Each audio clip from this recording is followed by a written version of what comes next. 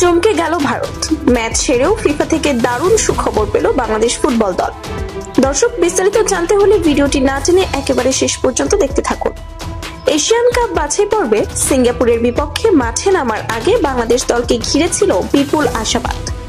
তবে প্রত্যাশা পূরণে ব্যর্থ হয়েছে লাল সবুজের প্রতিনিধিরা। ম্যাচের শুরুতেই প্রতিপক্ষের দুটি গোলে পিছিয়ে পড়া বাংলাদেশ দ্বিতীয়ার্ধে একটি গোল শোধ করলেও শেষ পর্যন্ত সমতা ফেরাতে পারেনি। 2-1 গোলের হার এবং পয়েন্ট হারানোর আক্ষেপ নিয়ে মাঠ ছাড়েন হামজারা। তবে হতাশার মাঝেও একটি আশার আলো দেখতে পাচ্ছেন বাংলাদেশি সমর্থকরা। একই দিন সি গ্রুপের অন্য ম্যাচে হংকং ভারতকে 1-0 গোলে হারানোয় গ্রুপে পয়েন্ট সমান হলেও গোলের হিসেবে বাংলাদেশের অবস্থান এখন ভারতের ওপরে। দুই দলেরই দুটি ম্যাচে একটি করে ড্র ও একটি করে হার। তবে গোলের ব্যবধানে বাংলাদেশ সামান্য এগিয়ে।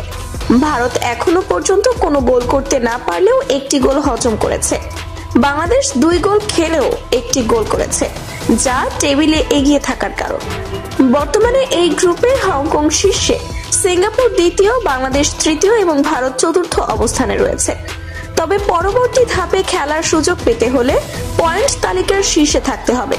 সেক্ষেত্রে বাকি ম্যাচগুলোতে জয় ছাড়া বিকল্প নেই কাবরেরার শিষ্যদের সামনে।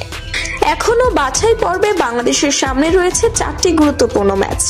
চলতি বছরের অক্টোবরে হংকং এর বিপক্ষে ঘরে ও বাইরে 2 ম্যাচ এবং নভেম্বরে ভারতের বিরুদ্ধে একটি হোম ম্যাচ রয়েছে।